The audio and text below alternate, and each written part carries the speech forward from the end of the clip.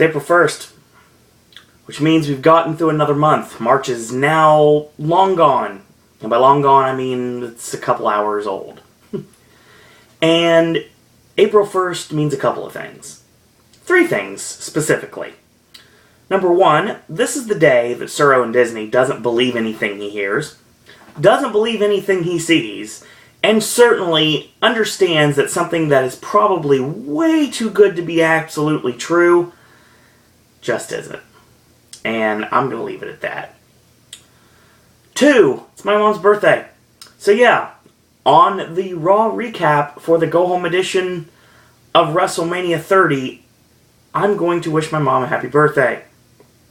And 3, this is the day that we get Dr. Jimmy's annual Reveal Everything, All Secrets of Halloween Horror Nights 24 series of videos.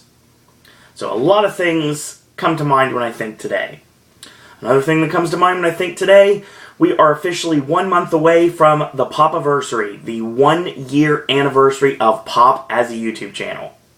Which is an awesome thing to say, considering the fact that right now, at this very moment, and I'm going to read it on camera because I want to make sure that I have the exact number as of 9 minutes till midnight on Monday night, I'll be honest. We are sitting at 636 subscribers, and at this very moment we have 31,033 views. So that's a really awesome accomplishment in such a very short amount of time. And I did want to bring that up real quick, so yes, thank you, all of you out there, for helping us get to over 30,000 views, over 31,000 views in such a very short amount of time. Now, I also want to say another thing. Now, this is the final Raw before WrestleMania.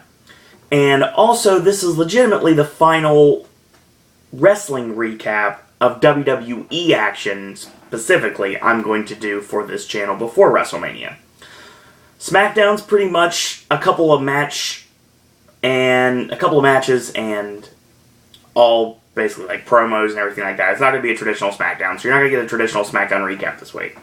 And obviously we're going to be talking NXT, and that's not officially WWE. It is connected to the WWE, but it's its own entity. So I'm going to be talking NXT tomorrow, and potentially Thursday. It kind of depends on how everything rolls.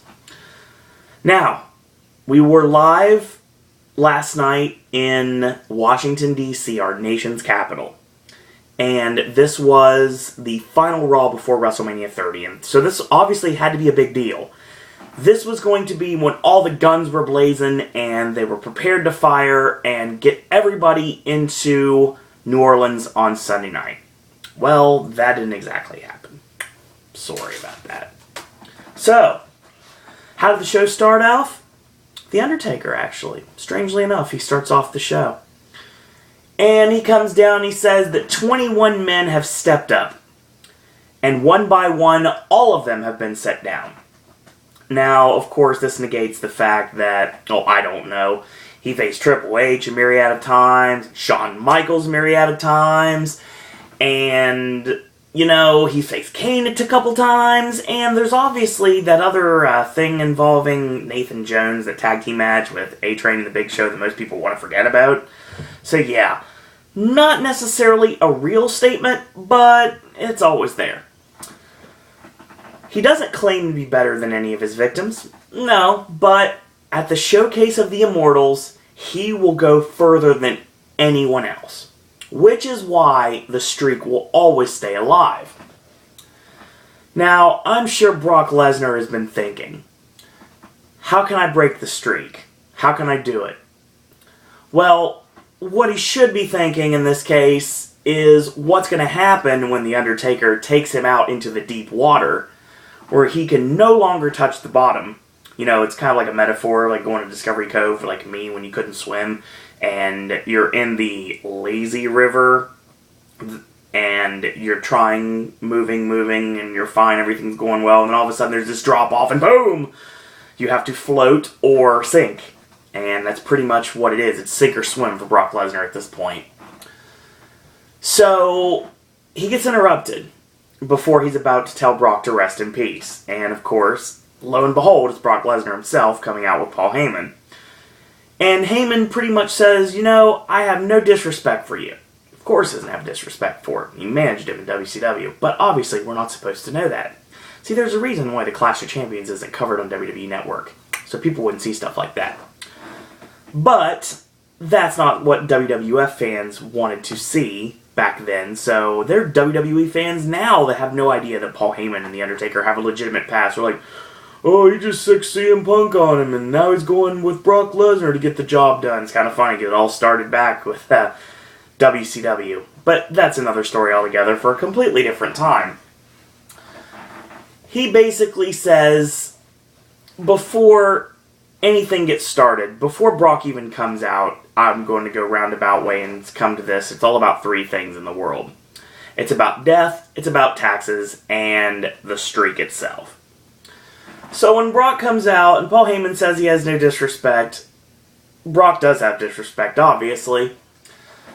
He says that this is a match that Brock doesn't have to win. This is a match that The Undertaker must not lose.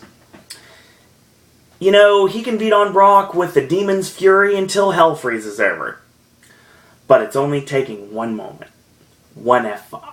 1 3 count to break the entire era. To end an entire era. The streak ends.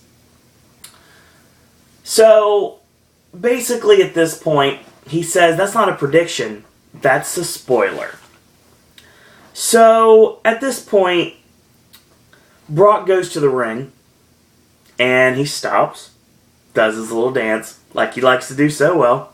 Undertaker takes off his jackets, ready for a fight. Brock's like, nah. So he backs up, smiling. Heyman grabs a steel chair, slides under the bottom rope, and tries to distract The Undertaker.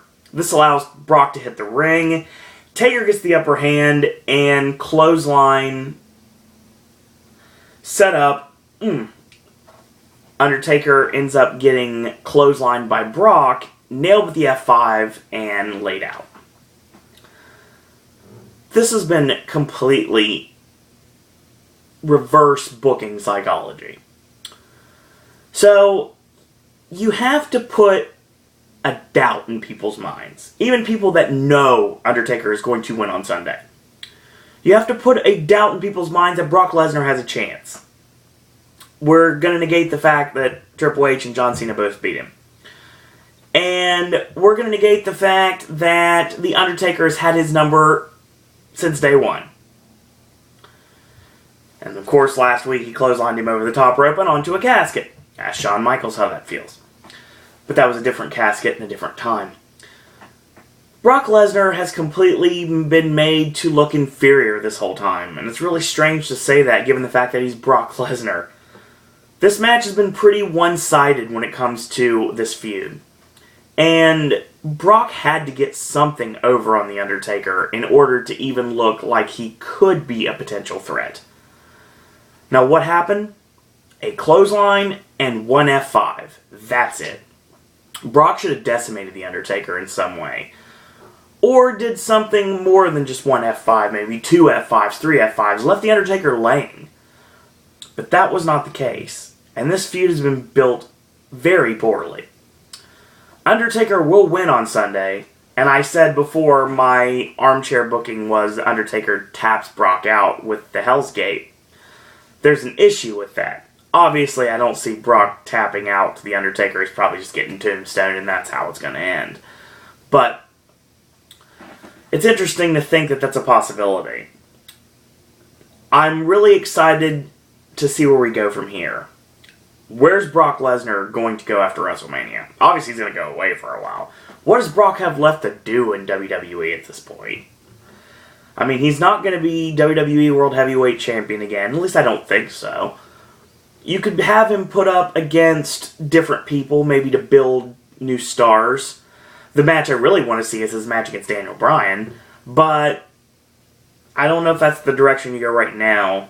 I think Brock's going to be off television for quite a while, and I don't think we see him before. I'm going to go with, at the earliest, probably Survivor Series. He may come back for SummerSlam, but I would say probably Survivor Series. Or even so far to say he may be the first entrant in the 2015 Royal Rumble, which is a possibility too. Or we don't do anything with Brock and we just see where the chips fall. So, after this, we get our first match of the evening. And it is the Intercontinental Champion Big E against Alberto Del Rio. This match is short, and Del Rio actually gets the win with the GSK. And it was right after Big E got tied up in the ropes and pretty much, Del Rio hit Warrior's Way. You know, the old Caval low-key double stomp while the opponent's tied up in the corner. Not really necessarily the Tree of Woe, but tied up awkwardly in the corner, like under the middle and bottom ropes instead of the top rope. So yeah, it was a short match, but it was okay. It was a little bit more from Big E than we're used to seeing lately. Big E's been kind of wasted as of late, and a lot of people are saying that Big E is unsafe, I guess you would say, because he busts up a lot of people. Accidents happen in the wrestling business, I know. I've accidentally hurt people, and people have accidentally hurt me back. Two completely different situations, trust me. But when it comes down to it, Big E's been kind of ignored, and it is a shame that you take a championship that used to be so prestigious, like the Intercontinental Championship, and when Cody Rhodes brought back the white belt and the white Intercontinental Championship, we thought right there that things were going to be looking up for the championship. But they haven't.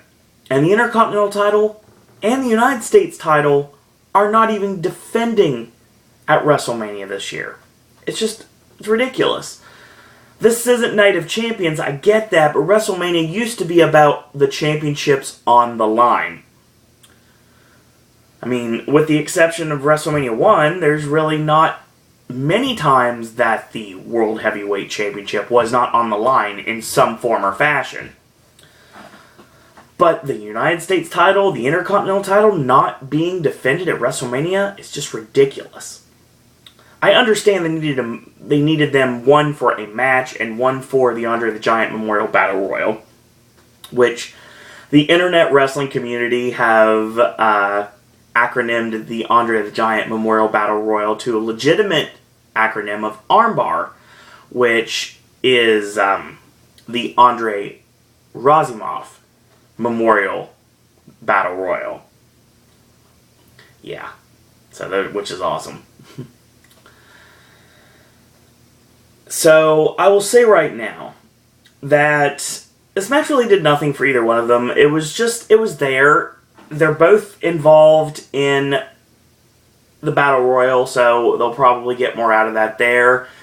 Del Rio kind of needed the win because he hasn't had one in quite a while, and I think his wins will be few and far between before he ends up leaving the company later in the year. I don't think he resigns. I think he either goes back to Mexico or he does something else, because I would say Alberto Del Rio is not re-signing with WWE, and why should he at this point, honestly? They've done everything they can with him. They're not going to put the WWE World Heavyweight Championship on him. He's tried to be a face, he's tried to be a heel, they flip-flopped him so many times. He's not the Big Show, but I mean, not many people are when it comes to being flip-flopped when it comes to your face or heel affiliation.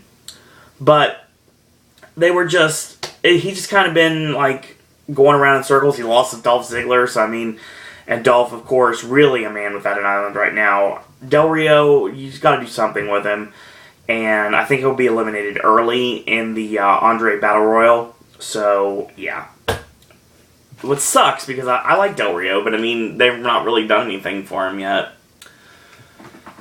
So of course we get another Wyatt family promo, and I love to do these verbatim, but unfortunately the way I normally do this, there is actually a Facebook page devoted to Bray Wyatt, and they actually word for word verbatim do all the promos, and as of this very moment they have not done this promo yet, so unless it's up here now, and it's not. So I'm going to do a little bit, I can't do verbatim, but I can, summarize everything. Basically, Luke Harper is whistling, which is frightening in its own right, and Bray, of course, is hanging upside down, like you do. The world is waiting, just like everything else. It craves change. It's far too easy to be enamored with the garden and turn a blind eye to the landfills. Can't just whisper to people anymore and expect them to understand and believe. You have to force them to watch. Do I have your attention now, kids? So awesome. She said he was a child born to lead, the one who will teach them the difference between diamonds and dust. She said he would change the world. They're going to cry for John Cena. They won't understand. Not at first. But in time, they will forget John, and he'll be left with nothing. They'll see him the same way that I do, as a monster. And of course, he ends it with saying, like he has been lately, he's got the whole world in his hands. So, yeah. Awesome as always. And enjoyable like it always is. I say that this right here, you're not really sure where we're going with this. This program is built so well. It's been built up exceedingly well, and it is probably the best built program for WrestleMania, without any question. Now, there is an argument to be made about Daniel Bryan and Triple H, but that's just one part of a multi-part story arc. This has been built up extremely well. And Bray Wyatt, win or lose on Sunday, is going to be a made man. He already is a made man. Mick Foley went on record on Twitter and said that he is out-mankinding mankind. It is true. Bray Wyatt is the Mick Foley of our generation. That's why I've been saying since day one, The Undertaker has 3 more WrestleManias left in him. He faces Sting at WrestleMania 31 in the dream match everybody's always wanted. He faces Bray Wyatt at WrestleMania 32. And at WrestleMania 33, the night before he officially goes into the WWE Hall of Fame, and faces John Cena the next night at WrestleMania. And then the next night on Raw, he officially retires. That is what needs to happen. Notice I wanted a match with Undertaker and Bray Wyatt. I don't think this is a SummerSlam match. It could be, but I think this is a WrestleMania match, and it should be. And Bray Wyatt has been gold, Jerry Gold, on the mic since day one. Who would have knew when they saw him in the Nexus as Husky Harris that this demonic monster who delivers promos like nobody's business was inside. He was a Sherman take with a Ferrari engine, and now he's a sadistic, manipulative leader and the eater of worlds. It's crazy how things have gone in the last several years. But it's awesome. And it always will be. So, of course, we're playing up Total Divas and the heat between Summer Rae and Natalya, caused by what happened on Total Divas, and Summer ends up slapping Natty in the face because Natty says that that's why you're single at 30, calling her a stripper, and just like making Summer look really terrible. So Summer slapped her in the face, on Natty's property, mind you, and then threatened to call the police if she came back. So we get this match. It is Summer Rae and Natalya, and basically this match was kind of disjointed as well. They've had better matches, and they had a lot better matches than this one. So they trade slaps, and the first is when she goes for a whip on Summer Rae, and she gets slapped instead. So Natty with a discus clothesline, and ends up slapping her in the face.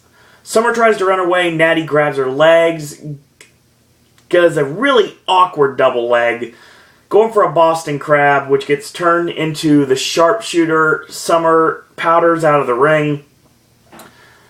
Natty is grabs her by the hair, and she gets back kicked in the face, kind of like how Fandango beat Goldust on SmackDown. And that's the 3. Yeah, really awkward match. Not very good at all. So yeah, I was happy to see Summer Rae, because I always am. But yeah, the match wasn't very good. So we get our final segment. Nah, we're not that far yet. Triple H is actually not going to be the final segment of the evening. Not this time around. He's going to lead us into the next hour. And Triple H and Stephanie come out. And she wants to give us an opportunity right now to say goodbye and farewell to the Yes Movement. See, the crowd is fickle. They don't care about the flavor of the day, flavor of the week, flavor of the month. They just want to be a part of something. They want something to latch on to. Take last year, when everybody in the world, the day after WrestleMania, was fandangoing. See, that was an example of the fact that things can be over like that. And then all of a sudden, poof, they're gone. And Triple H, to his credit, puts over Fandango himself, calls him a solid B+, and even potentially an A player, and said he's a good kid. He's got talent, which is awesome. Great put over from Triple H there. So, you threw him away, like yesterday's garbage, for the next flavor of the week. So Stephanie asks who wants to see Daniel Bryan tonight. And basically, he's not going to be here this evening. He's in New Orleans, resting up and getting ready. Triple H, of course, has to say, yes, he needs to get ready, because obviously he's going to get beaten mercifully, unmercifully in this case, on Sunday. So, it's a myth. A fallacy. You want to believe in something, but it doesn't make it true. Triple H wants to throw out the fact, it's like I married well. So that's how I got my power in this business. And all my success. He's like, well, truth is I did marry well. But I have the power because of my dominance in the ring. Yeah, sure, Hunter, whatever you say. I stayed at the top. It didn't matter who you threw in my way. What flavor of the week, what one of your heroes you threw in my way. I chopped them all down with the back of my hand. So, over and over again, the same thing happened. And then we got this really awesome video package. Stephanie doing the voiceover. So we see the video package of Triple H. But it started off with seeing visuals of Booker T, Big Papa Pump Scott Steiner, Rob Van Dam, Jeff Hardy, Goldberg, Mick Foley himself, Chris Jericho, Kurt Angle, and Triple H just beating them all one by one. I loved it. It was awesome. I don't think it put everybody under as much as people think they did. And there's obviously things are going to be said. Van Dam's supposed to return the day after WrestleMania if he's not a part of the Andre Battle Royal, which I think may be a possibility. But we'll talk about that as we proceed in the throwaway that was Piper's Pit later on in the show. See, but in the end, all that's left is the game. And no one knows how to play the game but the game, obviously. Triple H cannot be stopped. He won't be stopped. And at WrestleMania, he will put an end to your chosen one. There's only one Triple H. See, all of them were top players. But, you know, it didn't matter because Triple H was the game, and still is. Now so ever more than ever. He's going to beat Daniel Bryan. He's going to cease the Yes Movement. And he's going to show the world in the main event that he is the most powerful man in the WWE by becoming, once again, the WWE World Heavyweight Champion. While still being the COO of the company. Here comes Batista, wearing a Georgetown Hoyas jersey. Interesting. You see, at this point, he loves the fact that, number one, Sami Zayn and Bill Cosby gave him really awesome headgear ideas, so he stole those. And he's not wearing his normal attire. His skinny jeans are not there this week, thankfully. So, he says, the saying goodbye to the Yes Movement thing, awesome. I love it. Love every second of it. It's pretty cute. But you know what? I couldn't notice something. I couldn't help but notice that I wasn't in your little video package, Hunter. Triple H was like, well, yeah, you seem to mention that time in and time out like it's the only thing you have.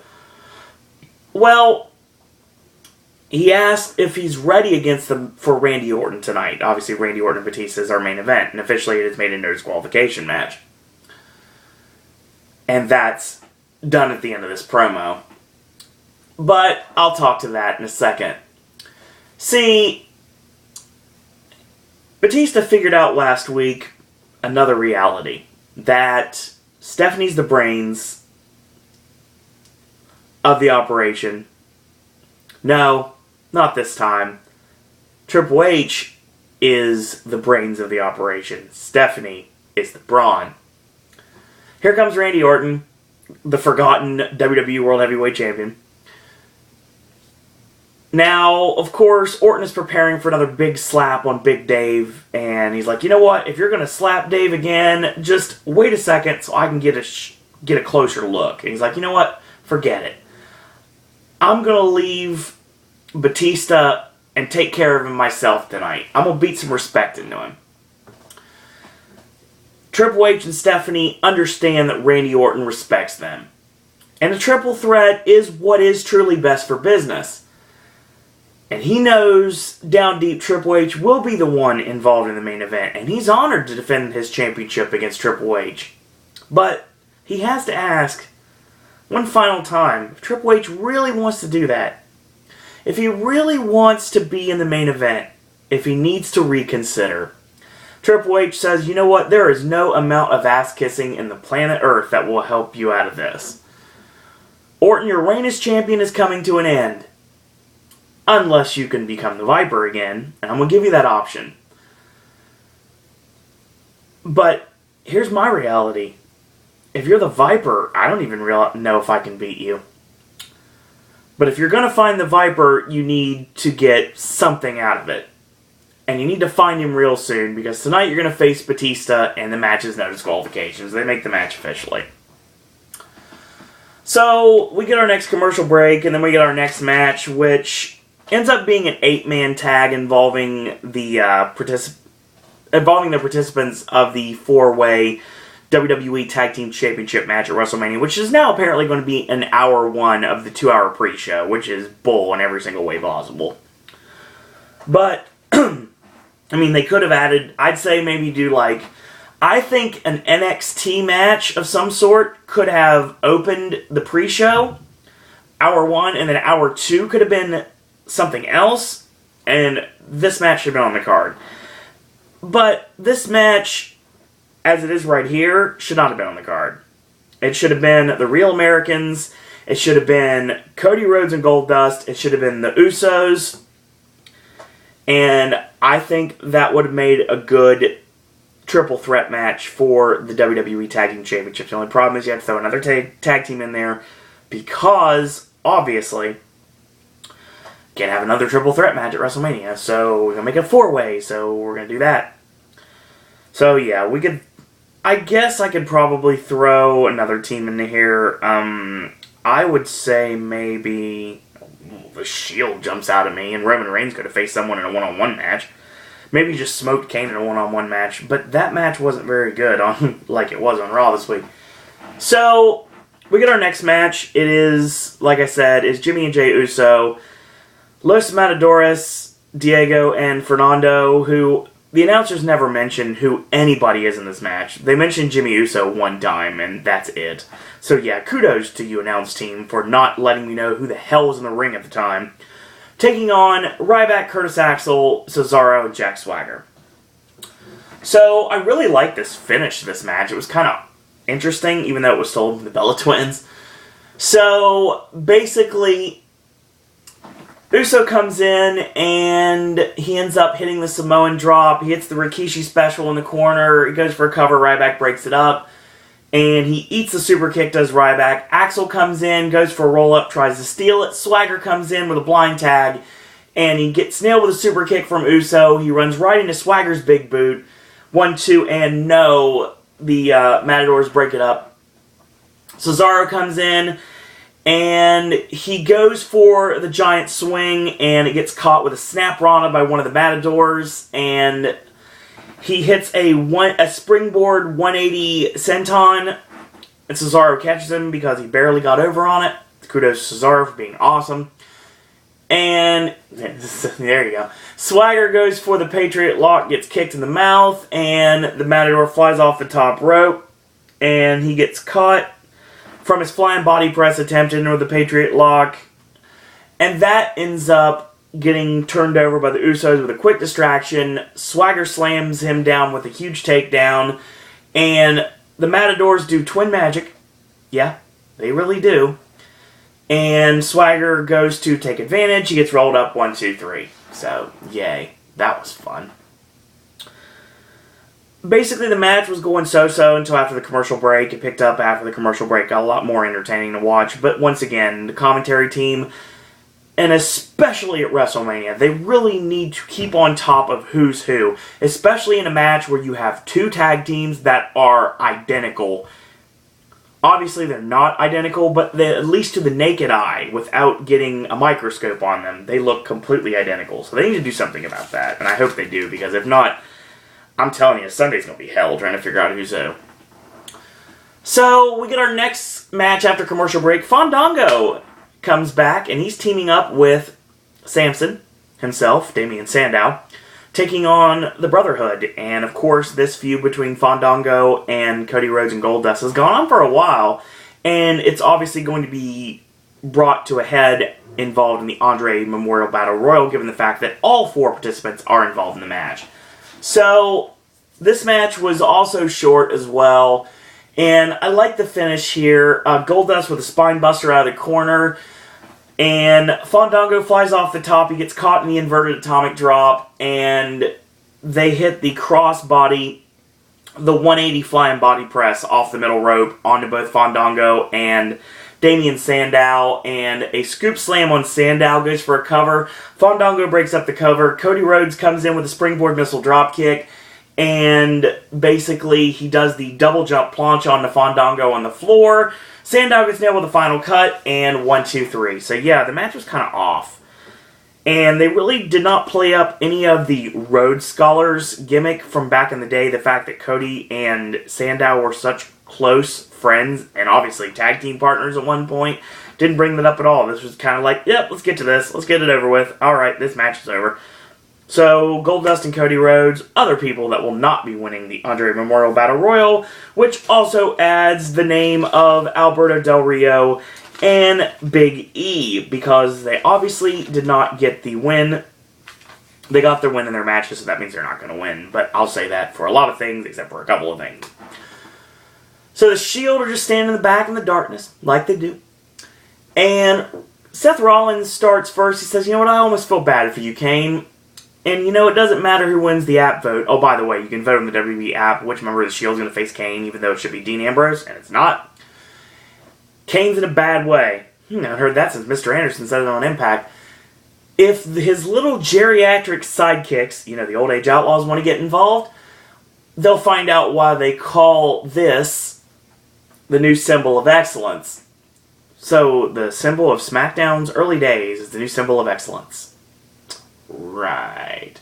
Ambrose says they never disrespected Kane or the Outlaws. It was the other way around. They will teach them the definition of attitude. Calling them kids, actually, to add more insult to injury. And the Shield is not to be messed with. Believe in that. So who we get next? We get Bray Wyatt in singles action. He's facing off another match against R-Truth, who has been a man without an island for way too long. They need to do something with Truth or release him at this point, because there's nothing you can do to freshen him up. It'd be nice if they could, but they were trying with Xavier Woods, and he's even at ringside for this match. I would say maybe just team them up as a tag team and make them just full-time tag team and have them go after the tag team titles. Or have them go after the heels that are going after the tag team titles, but you can't really do that right now. So we get this match, another squash with Bray Wyatt and R-Truth. And basically, Bray debuts a new move on this match, which is really awesome. He picks him up in a cradle. It's like a backdrop suplex pickup into a cradle. And it reminds me of something out of Roderick Strong's playbook, because it was done with that much, like, verve and ferocity. And he just flips him into a gutbuster, which looked awesome, by the way. And he ends up nailing the Avalanche in the corner. Sister Abigail, Xavier Woods gets tossed in to Harper's discus lariat, and they just toss him to the floor like yesterday's garbage. He says, "This is not the beginning. This is the end." So you see Harper and Rowan on opposite sides. Bray's, of course, knelt down in front of them. And then out of nowhere, we see someone emerge behind them, wearing the same sheep mask, the same jumpsuit, and playing the Jason Voorhees role way too well. The Wyatts turn around slowly but surely, and the man is unmasked as John Cena. He punches Harper in the face, he nails Rowan with the AA, he goes for the AA on Bray Wyatt, and the Wyatts pull him to the ringside. So, yeah. John Cena got the upper hand on the Wyatt family. This bodes really well. Really, really well. Bray sits on the ramp and just sings. He's got the whole world in his hands yet again. And we have a really awesome visual to go into the next segment, which ends up being a very thrown-together lumberjill match between the Divas Champion AJ Lee and Naomi. So, this match was short too. Obviously, when AJ went to the floor, all the participants in the lumberjills, which of course are all the people that are going to be involved in the cluster that is the Vicky Guerrero Invitational Divas, whatever you want to call it. This match, of course, is going to have rules. The rule is first pinfall. What a cheap way to have a cluster. This match is going to be all kinds of awkward and all kinds of terrible. And I still see AJ retaining at the end of the day, given the fact that she's been built so badly as of late. Do I think she leaves WrestleMania with the Divas Championship? Yes, unless something drastic happens. Like Vicky trying to take the title herself, or Vicky's like, you know what, yeah, you beat them, but there's one other person, and it ends up being Paige. And then she unifies the NXT and WWE Women's Championships. That could do that, but that's more armchair booking than anything else. Or she could say, you know what, she just went into the Hall of Fame, she was your idol, meet your idol yet again. Bring out Lita, and Lita faces AJ, which is the match I said should have happened at WrestleMania 30 anyway. A lot of things to think about on that. I guess we'll see. So, at one point, basically, when Naomi gets thrown out, they don't do anything to her.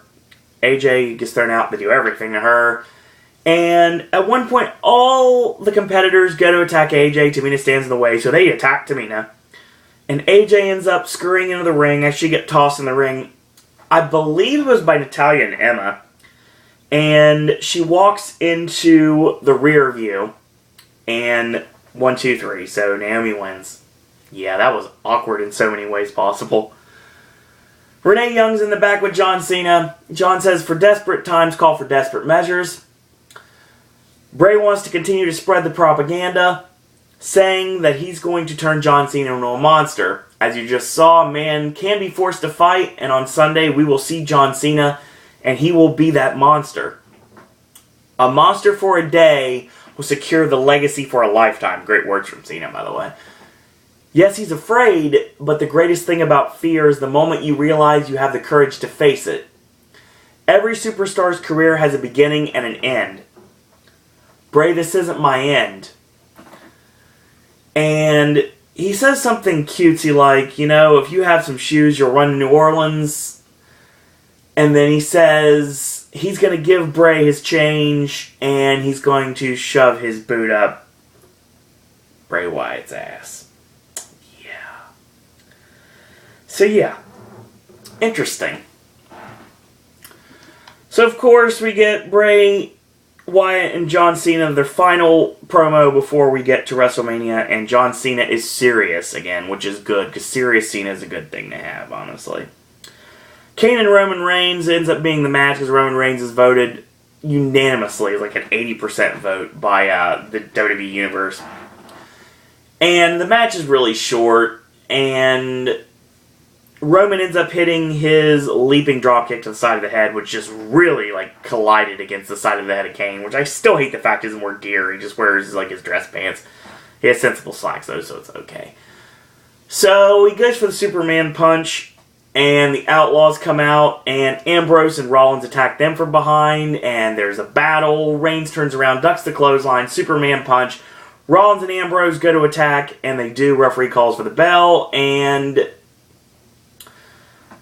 the Outlaws try to get the upper hand. They get kicked out of the ring. They pull Kane out from under the ring. He's about to get triple powerbombed, and that was the end. Not sure what's going to happen on Sunday. The Shield getting over in this makes me think that the Outlaws and Kane are going on Sunday, but how could they at this point, honestly? Unless we do the split at WrestleMania and have Ambrose cost Roman Reigns the match, or Ambrose and Rollins walk out on Roman Reigns to cost him the match. That's the only way that's going to happen. I don't think that's going to happen. I think we're still getting the Shield as a cohesive unit for a little bit longer. So we'll talk about Waste. We have our next segment, which ends up being Piper's Pit. Roddy Piper says, 29 years ago, on this very day, I was in the main event of the very first WrestleMania. And I just want to let you know that it wasn't me that got pinned in the center of the ring. Really nice shout out to Paul Orndorff there. Now, there was somebody, however, that made WrestleMania the big deal that it is now. And names come to mind like Hulk Hogan and Vince McMahon. And no, he's the eighth wonder of the world, Andre the Giant. This is going to be a promo for the Battle Royal. Okay. This Sunday, 30 superstars will have their WrestleMania moment, and the chance for WWE to make up for the lackluster Royal Rumble this year. And a chance to link their names to one of the greatest legends in the history of professional wrestling. He says, if you ask me who my favorite is, he's really big, and the Miz's music hits. They go with a nice little really battle left and right, which is awesome, by the way. Miz says, Roddy, you got it all wrong. I'm the favorite to win the Battle Royal. And, unlike Andre, I actually won my main event at WrestleMania. Ooh. You see, the other 29 competitors don't compare to me. Just like Piper's Pit doesn't compare to Miz TV. This brings out Sheamus to no reaction from the crowd. He says Miz is stupid. He's not fit to hold Roddy's kilt. He basically says that he sees himself winning the match. He also sees a brogue kick in Miz's future. Makes sense, right? Well, Titus O'Neil comes out. He's blowing his whistle. He says, "Hole up." And he says, yeah, I said hole up without the D. If anybody's going to win the Andre the Giant Memorial Battle Royal, it's T-I-T-U-S, which is begging for an acronym, and I'm trying to come up with one. So Roddy's like, you can step to the side, or Titus barks at him, like he does. Here comes Dolph Ziggler to a nice pop from the crowd. He says, I hate to come out and steal the spotlight, but yeah, I kind of do that really well, so that's totally my thing, and that's exactly what I'm doing here. This Sunday, I'm going to eliminate every single person in that ring, and I will etch my name in sports entertainment, he says it in Piper's face, history. So, Piper says, I've been around long enough to know what's going on. So, he tells Miz, you're a nice kid, but he thumbs him in the eye, and he tosses him into Sheamus, and then Miz and Titus attack, and a lot of the superstars in the Battle Royal come out. Three-man band are out. Zack Ryder's out. Yeah, Zack Ryder's siding on Raw. That was awesome. And, eventually, Rey Mysterio comes out to his music, not getting the reaction he got at said Royal Rumble. He ends up getting attacked by Dolph, and Dolph goes for the sunset flip, and he gets kicked in the head. Rey and Sin Cara ends up attacking each other. Ray goes for the Hurricane Rana on Sin Cara, and 619 and Sheamus Brogue Kick and Brogue Kick Sin Cara for good measure. Here comes the Big Show. So everybody attacks him. They all get thrown off, and he choke slams Darren Young. He clotheslines Titus. He overhand chops Kofi Kingston. He throws Heath Slater face first into the canvas, and then another knockout punch for Heath. Zack Ryder and Dolph Ziggler get double choke slammed. Ray stands alone. Big Show is about to, like, no, I'm not going to do anything. So Ray attacks him with a 619 in the gut. And he goes for the drop into the dime, and he gets caught and pressed high in the air and tossed onto all the competitors at ringside. Piper raises Big Show's hand and proclaims him the victor. Yeah. If anything says Big Show's not winning on Sunday, it's this segment right here. I will say right now, at this moment, we are looking at a very interesting Battle Royal, and Big Show's not winning. There's three superstars names left, because Brad Maddox officially put himself in during the pre-show of Raw tonight. I would say that Alexander Rusev is going to be one of them, and he's probably a good favorite to win. Maybe Rob Van Dam, maybe Luke Harper and Eric Rowan potentially. Xavier Woods could be involved in this. There could be somebody from NXT that's not Alexander Rusev. Maybe Bo Dallas potentially, since he's got Royal Rumble experience. Could be Wade Barrett. It's possible that Bad News Barrett's going to be in the Andre the Giant Memorial Battle Royal. Who knows? Anything's possible at this point.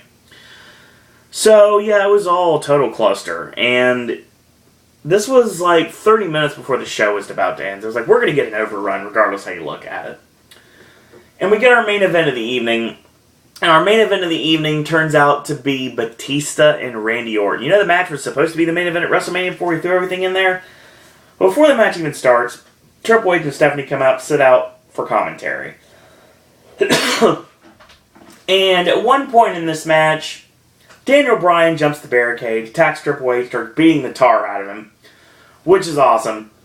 And this allows for Randy Orton to try to grab Daniel Bryan, and he ends up throwing him into the steps shoulder first, of course playing up the Brian Pillman injury he has. Stephanie goes to check on Triple H, and Orton tosses him into the ring. Orton goes to take advantage. He gets body checked by Batista, and he goes after Bryan. Bryan nails the fire-breathing knee, and he sees Triple H, which means he sees red. Tope on a Triple H on the floor, and Bryan nails him with rights and kicks. Triple H is getting beaten like a redheaded stepchild on the floor. Bryan grabs a Singapore cane, starts caning Triple H left and right. Triple H ends up powdering up the ramp. Orton's on the apron, he gets drop kicked off, and Triple H runs away, living again to fight another day. Bryan stands on top of the top turnbuckle and celebrates as the whole crowd chants yes. I have said that things that happen are the opposite. Normally, Pro Wrestling Booking 101 say what happens on your go-home show is the opposite of what happens at WrestleMania. Or your pay-per-view in this case. This time it is WrestleMania. In this case, I'm saying no. WrestleMania 30 has to end with Daniel Bryan celebrating with both WWE and World Heavyweight Championship. Celebrating, you can throw Brie in there, honestly, if you want to do a double moment. I mean, it could have ended with Brie and Bryan both holding championships in the air, but I don't think that AJ's losing, especially after she's been jobbed out so much lately. So yeah, this was interesting, and Bryan got the upper hand, which usually does not bode well for him at WrestleMania, but in this case, I'm going to say it does. So yeah. I will give my WrestleMania predictions later this weekend, and the reason I'm waiting for this weekend because on Sunday we're doing a special video with Will and Ben, live from the very basement that I'm going to be watching WrestleMania with Will and Ben and a bunch of other people. So we're going to be watching WrestleMania on a 50-inch big screen, and it's going to be awesome. I'm looking forward to that WrestleMania. It's going to be great. It always is. This Raw was not the greatest, honestly. If I had to tell you what to watch on the show, I would say that you should check out Triple H and Stephanie's Bearing the Yes Movement promo. Check that out, definitely. I would say to check out the... It was a cluster, but it wasn't terrible. I mean, I've seen worse. The 8-man tag match. And, yeah, John Cena's interview with Renee, and I would check out all the stuff with Cena and Bray Wyatt for sure. Most everything else is, and the end of the show, most everything else is a skip. So yeah, this Raw was kind of lackluster, to be honest. For a go-home show of the biggest pay-per-view of the year, yeah, it's kind of out there. So, it's interesting because I haven't heard anything about Bob Ritchie giving us a concert, given the fact that his song is the theme song of the show. So, and I'm not a fan of Kid Rock at all. But it doesn't sound like we're getting a Kid Rock performance at WrestleMania, so that's a good thing. Supposedly, Mark Crozer is going to be playing Bray Wyatt to the ring at WrestleMania, which would be awesome. Because I know Cena's going to bring an awesome entrance like he always does. And it'd be really interesting to see what he does. Maybe he comes out in a tank. And a nice little rib for Bray Wyatt. Who knows? It could be anything, really, because it's WrestleMania. And John Cena always comes out with really outrageous introductions for WrestleMania. So, yeah, it'd be interesting to see what happens with that. I'll give you, like I said, my official predictions will be coming later this week. And NXT, we'll be chatting that tomorrow. Last week's NXT, and we'll talk about that. And we're also going to talk a little bit about this week's NXT. And I don't know what I'm going to do about SmackDown yet. I guess I'll see exactly what's on there so I can figure it out. So, other stuff coming to pop this week, and John Murdy is at it again. Halloween Horror Nights Hollywood. There are 3 hints about the new code word for maze number 3, and this is the big freak-out maze everybody else is going to mark out for. And Beauty is Skin Deep is actually the name, and there are 3, and one of them is real, and the rest are works. So it's going to be really interesting to see what happens with that. And like I said before, we've got Dr. Jimmy's video comes out later today, and I'll be talking about that and my opinions on that. Hopefully we're going to get some more information from Halloween Horror Nights 24 on the Orlando side of things. Mike Aiello is saying some more about that. And like I said, we also have AJ's movie review this week. We're going to talk about Captain America, the Winter Soldier, as well as Cesar Chavez. Excuse me. And we're going to be talking about one of the best movies of the year that you probably haven't seen yet, and that is Jason Bateman's Bad Words. So yeah, check that out for sure. And that's going to be talked about. We got a brand new Versus this week. It's going to be entertaining. It's going to be a little personal, but I'm going to leave it at that. So yeah. We've had personal Versus before. So this is going to be another one, and I got a big one coming on my birthday this year. So yeah, we got that. So, in the meantime, if you like these videos, tell your friends about them, leave a comment, do subscribe, and help spread the word about Pop. If you'd like to like our Facebook fan page, it's Suro and Disney Pop. You want to be my friend on Facebook, send me a friend request, Zo and Disney. You want to follow me on Twitter, it's at Suro and Disney. Last but certainly not least, you want to send your thoughts, comments, queries, and opinions, ideas you have for Pop. And if you want to be a Popcaster yourself, you want to send a video, you're more than welcome to do that. Or, like I said before, if you'd like to just chat with me, we can do that. We can talk wrestling, Disney, Universal, we can talk about my Pop future, what's going to happen with the channel in 2014. I got a lot of really awesome plans for the channel. It's going to be great. You're more than welcome to send me an email, suroanddisney@gmail.com. In the meantime, thank you guys and girls out there for watching, and until tomorrow, boys and girls, that's all I got to say about that.